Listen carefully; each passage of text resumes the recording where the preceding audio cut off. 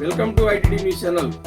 వార్తలు చదువుతున్నది బిఎం మణిరత్నం. ఏలూరు జిల్లా వాస్తవ్యులు కట్ట కోటేశ్వరరావు గారు కీర్తిశేషులు వారి సతీమణి కట్ట భూలక్ష్మి గారి జన్మదినాన్ని పురస్కరించుకొని తిరువురు పట్టణంలోని భగవాన్ శ్రీ రమణ మహర్షి స్వచ్ఛంద సేవా సంస్థలోని శేనుకుమారి అనాథ బాలల సేవాశ్రమం ఇండియాలోని